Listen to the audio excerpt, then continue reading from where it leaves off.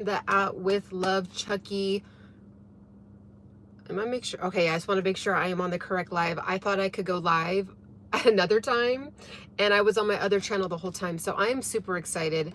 My name is Ciana Singh, and I was a caregiver for my grandmother for 6 to 7 years, 100% overtime, not full time, not part time, overtime. Okay, and my entire goal is to have this channel be your go-to for support, for love, for care, for not feeling like you're alone. Okay, so this channel is going to be all about dementia, and I'm going to be having probably every single week. What I'll do is I'll focus on one particular topic. Okay, and as we go along, please put it in the comments. Hello, Stefan. Hi, Stefan. Thanks for supporting me on this channel. So as we go, if there's anything that comes up where you're like, can you talk about this? Can you, give us a resource for this? Please. This is an informative channel. This is not, I'm taking this very seriously. Just put it like that. So please let me know.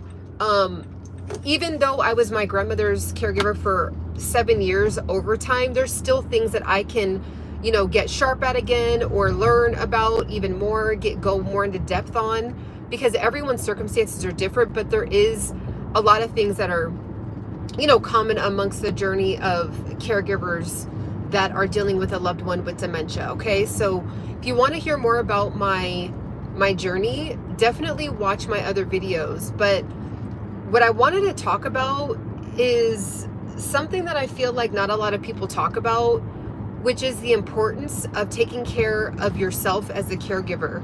I did not know this. I thought, me and my mom thought, okay, well, my grandmother is the one that is in the most pain, right? Like, she's the one who's the most vulnerable. So every single ounce of every piece of energy that we have is supposed to go to my grandmother. Okay, not knowing that we were getting so depleted. Okay, we were getting so depleted emotionally, mentally, and even physically, because me and my mom were coping a lot with sugar. We were coping with donuts, treats. We would often treat ourselves like, wow, this week was really tough. Why don't you go down to our favorite, because me and my mom have this favorite mom and pop place that we love out here in LA. And we would just get like a box of just like our favorite stuff and just eat. And I think that we didn't realize it at the time. We're like, okay, well, we deserve it, but no, it was messing with our health. So I'm going to be, definitely going into a lot of detail about how to care for your loved one. But what I really want to emphasize in this video in particular, how important it is for you to care for yourself. So how does dementia happen? So it's an array of different issues. Dementia is an umbrella term. So there's 90 different dementias that they found so far, 90. Okay. And then Alzheimer's is different than dementia, but they're related to each other. Okay. Now what happens is, depending on what part of the brain the dementia starts in, it's going to have a different name. And there's different reasons why it starts. So most of the time, it's because of lifestyle choices. That's why I go so hard about making sure to eat healthy, making sure to move your body. So my grandmother, she smoked for many years. She drank beer for many years. She ate fried food, the typical Black American diet. That's the kind of diet that my grandmother had. Okay, I'm gonna take my gum out really quick. So that's the diet that my grandmother had. And so unfortunately, when you have that kind of diet, it starts to clog up your different areas of your brain, and it causes a lot of plaque to build up in your brain. Okay, so we think it's not that big of a deal. We're all gonna die anyway, right? But the unfortunate thing is that for some people, you don't even have to have anyone to ever have had dementia in your family. That's also another misunderstanding. People think, oh, you only will get dementia if you have the gene. That's not true. There is so many studies showing how there's people that got dementia now that have never had a history of dementia in their family before. So it has a lot to do with lifestyle choices and making sure to stay hydrated. A lot of us do not drink water, and what happens is it can manifest as dementia. So you have a severely dehydrated brain. Okay, so you would think, wow, how can just some lifestyle choices bring on such a vicious condition? Well, that's what happens. The body is going to give up at some point and say, you know what, I'm maxed out. Like, you eat too much sugar, you're eating too much bad oil, you're eating too much fried food. I've tried to collect and store it into fat, and I've tried to digest it as much as I can, and I can't anymore. So what happens is it starts to build up. So there's lots of different reasons that can trigger, but to be honest, that's part of why I'm trying to really spread the awareness of dementia, and that's why the Alzheimer's organization is working overtime as well to figure it out, because there's really not like one thing that just triggers it, right? It just can be so many different things that build up, and it's stuff that normal Americans, especially, I can only speak for Americans, normal Americans do all the time. So like someone could drink beer every day until they're 100 and never get dementia. So it's hard to say, well, if you drink beer every day, you'll get dementia. But my grandmother drank beer literally every day from the moment she was allowed to start drinking beer, probably in her teenage years, to be honest, until I think she had her last beer when she was like 70, 77. You know what I'm saying? Like, so, I just think it's something that you want to take serious. And because there's so many different collections of things that can happen, you want to try to just hammer out all of them as much as you can. So if you're sedentary, also heavy metal buildup in the body. So there's a lot of reasons why metals build up in the body. I'm even on a journey in 2025. I'm on a journey to have no plastic in my kitchen. I'm not overwhelming myself with it. I'm just going to make it a whole year journey where how like oftentimes we'll put leftovers in like a plastic container. I'm even getting glass leftover containers. Like, I don't only stainless steel, porcelain, and glass is what I'm going to allow. So we can end up enduring unfortunately, a lot of different heavy metals. I was curious about dementia being in the gene or running through the family. Yeah. So then there's also studies where if you have the gene, you don't have to get it. So like, just because someone has the gene, it doesn't mean it gets turned on. It just means you're more susceptible to it if you don't make sure you stay on top of it. That's why with my mom and my uncle and my aunt, my grandmother's children, and even with all of us, like the next generation, we're making sure to, do our dark leafy greens, our fruits, move our body, stay hydrated, because we see, okay, you know what? If we just don't care, that could be a potential, because the gene could be there. Now, we would all have to go get checked to see if the gene's even there, because the gene actually could not get passed down. So then there's that. You can do different tests to do that. But even still, regardless if the gene is there or not, we want to be doing those things anyway, right? So like for my grandma, when people will say, oh, well, we're all going to die anyway. But that last 10 years of my grandma's life was, in my opinion, torture, because she couldn't do anything without permission. She had to be on power of attorney, which we had a whole weird issue with power of attorney, which we didn't even know we had to get.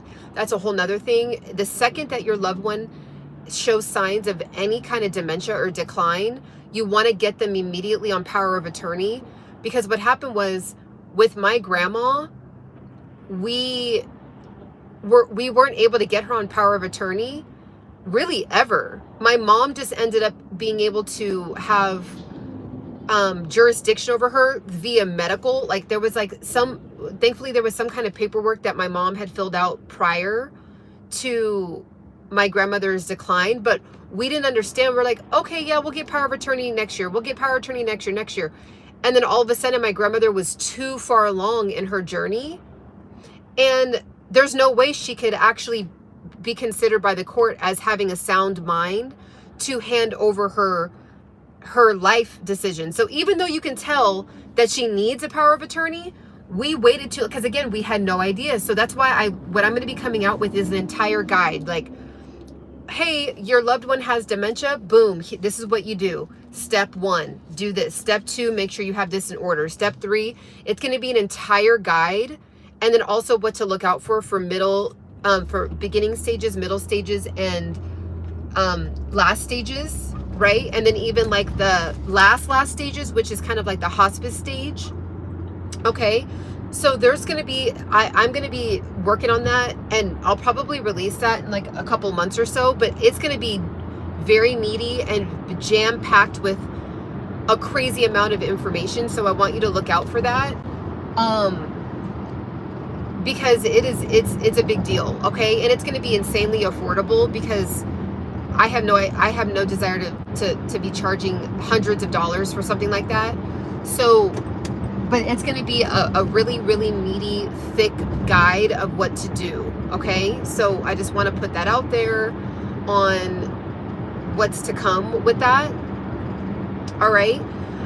So nonetheless, you want to make sure that you as a caregiver, you're taking care of yourself, because sadly, what they have found is that 50% of caregivers that care for, so as you as somebody that cares for somebody with dementia, 50% of those caregivers will heighten their chance of getting dementia. So something about caring for someone with dementia heightens it, because you know why? And it makes sense. When you don't take care of yourself, when you're eating crazy, you don't care anything about your fitness. Now, thankfully, I was really huge on my fitness and eating lots of fruits and vegetables. Even though I would stuff myself with donuts, I also was still doing intermittent fasting. I would go to the sauna and steam room every day, and I was really big on my workouts. So I think, and plus me being in my 30s, being on the younger side in life, I'm still in good shape. But for my mom, we had to get in front of it quickly. So my mom has lost 45 pounds. She's not on any medications. She's really healthy. She doesn't have any issues other than like, oh, my knee kind of, is like hurting, which she just needs to walk more. So now that she's been walking more, because we have her on a walking routine, she has no pain issues in her knees. So it just kind of goes to show you, like, a lot of times people will think, well, if I have pain when I'm working out, that means I'm not supposed to work out. No, that means you just don't work out enough. So your body is trying to adjust itself. It's like, ooh, you don't ever really walk, you don't ever really lift weights, and like this hurts, but your body can do it. You just very safely, of course. And of course, this is not professional advice. It's just for entertainment purposes. This is just my personal opinion of what we've been through and what's worked for us. But always check with the medical professional. If you do have joint pain and knee pain and all these issues when you work out, you're going to want to make sure to get with your doctor just to make sure there's nothing wrong.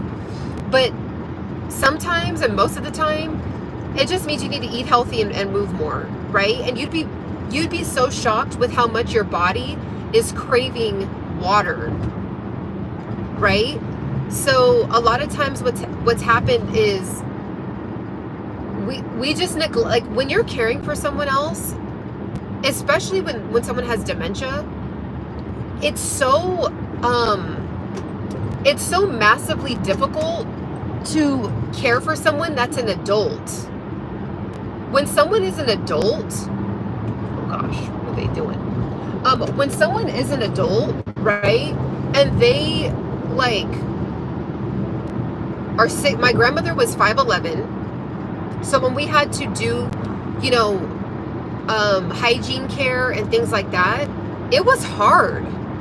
That was very, very challenging. Like, it was like, I'm 5'7", my grandma's 5'11". Okay, so, and then when you're caring for somebody with dementia, they're very combative. They're very agitated. They're very, they'll get you. Like there's been so many times my grandma swung on me and all that. Like, my grandmother is very, very feisty. Okay. And so when you're caring for someone with dementia, it can just be so taxing on yourself that by the time the day's done, you just either want to go to sleep or you just want to eat and go to sleep. And then also too, what happens is with individuals with dementia, they end up doing this, it's called sundowning. It's called sundowning. So what happens is they are just completely disoriented, completely discombobulated. And what they'll do is they'll act like they're going to go somewhere, like just from years of maybe repetitively going to a job every day or having to take their kids to school. They kind of revert back. And again, this is different amongst the different dementias, but they kind of revert back to that time period. And so what will happen is they will act like they're getting ready to go to work and like even grab their briefcase. They might put on a whole suit and it'll be like 10 p.m. at night. And you're like, excuse me, where are you going? They're like, oh, is completely becoming like one big soup. Like, you know, they're not, like, the sun is down, it's nighttime, it's 10 p.m., it's time to be going to bed. That ability completely starts to go away. And so what happens is, even as a caregiver, that's why I said overtime as a caregiver and not just full-time, because when they try to leave, they will try to escape. I mean, my mom will call it, grandma's trying to escape again. They will try to do what they can because they're like, wait a minute, I'm the adult, right? Because they're remembering I'm over you, right? So when you're telling them to sit down and go to sleep or lay down or, you know, change into your night clothes, they're like, no. What are you talking about?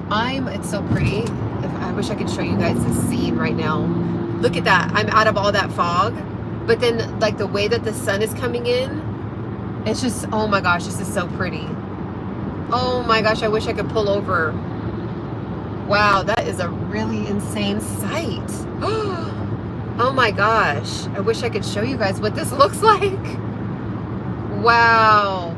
It's so crazy because when I was driving in the fog, you don't see any sun at all. Like I felt like I was driving inside of a cloud. And then now it's completely bright. Wow, that right there is like, I'm almost tempted to get off this down and look at it coming, and I'd be actually in a better view. But anyways, that was really cool. So what happens is you can't even sleep all the way because you have to make sure that they don't try to leave the house. So what we had to even do was get extra lock, how to unlock, so that way even if she tried to leave while we were sleeping and we didn't happen to hear her, because I ended up moving in with my grandma and my mom to do this whole journey. There was no way I was going to be able to live in my own place, and I had to be there 24 hours a day. And then so kind of get a little bit of like, you know, live a little bit of life. What I would do is my mom would get sick days and vacation days. So sometimes, and then my aunt would help out here and there. So my aunt and my mom, they would like take over watching my grandma, and then I'd be able to go on vacation, right? Like with my friends. So I was able to, you know, at least do some things like that. I actually did a lot of really cool things while I was a caregiver, but nobody knew that, like, okay, the last 20 days straight, I was just doing 24-hour care for my grandma, right? And then so people would see, like on Instagram, because I kept it very private. I only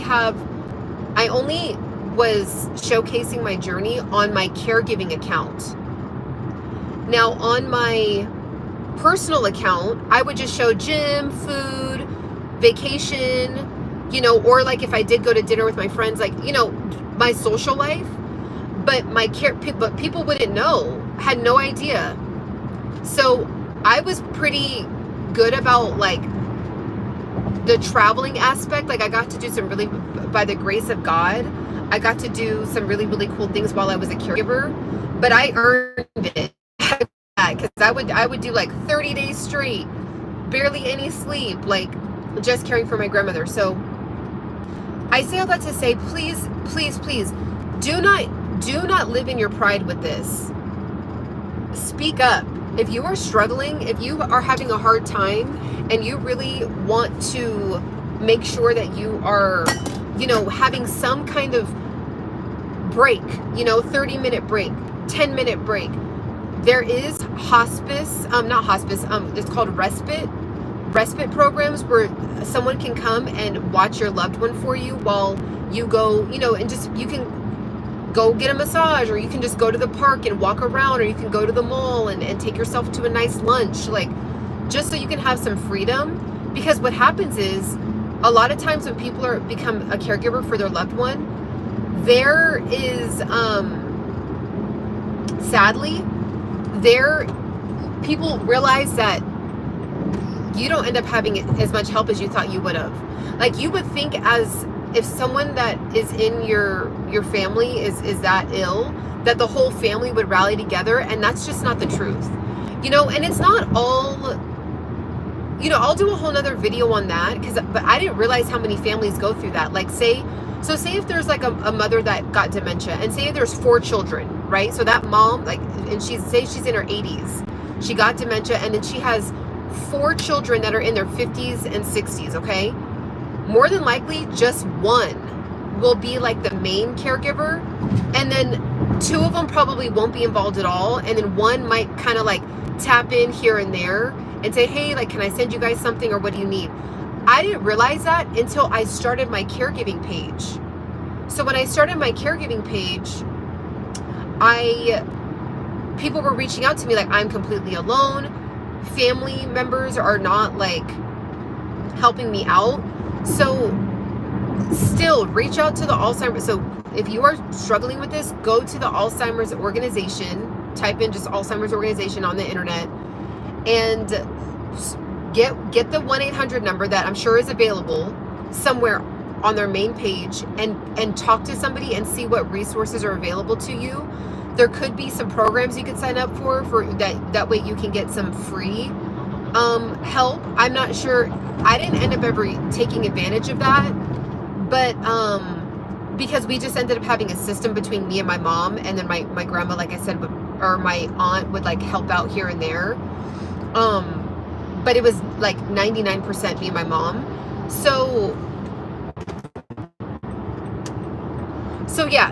But there might be some programs where maybe get free care to get a break here and there. So I hope that that's the case for you. I really do. But for some people, that sadly is the case. So speak up, tell family, hey, look, I'm really struggling. You know, I really need your help. Can you take some days off and come watch, you know, mom, or come watch dad, or come watch auntie, right? So that way you can get some help. And then that way, if you ask every single family member and they just will not work with you, then that's something that you're going to have to also face and deal with as well. But it's very interesting, you know, it kind of really shows you a lot of true colors about family members that you didn't know were there, which it was sad uncovering in my family, but it was something that me and my mom had to just kind of like accept that we were just the 2 main people, and like that's what it was. And then there was no way I could watch my mom be on the verge of breakdowns and just be the only one caring for my mom. And then my uncle, he was on the road. He's a truck driver, so he would be gone. He would have contracts back to back to back, and he lived out of the state, so he would be driving across country. So he, you know, bless his heart, he wasn't able to be there physically. But, you know, if we needed like some groceries or something like that, you know, he would help out. But, you know, at the end of the day, you see that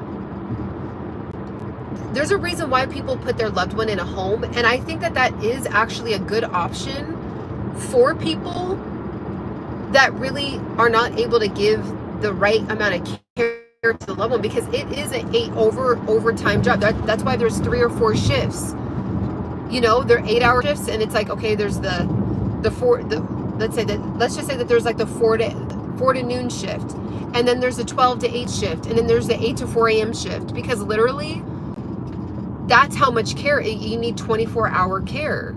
And so it was a lot on me and my mom. I'm just gonna put it like that. So because of that, I'm just like, okay, I want to let you know that you're not alone.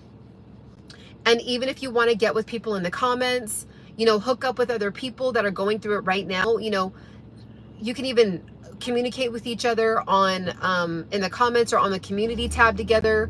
and even link up and start your own Zoom calls. I mean, that's what I actually ended up doing, a couple of Zoom calls with the Alzheimer's organization caregiver trainers.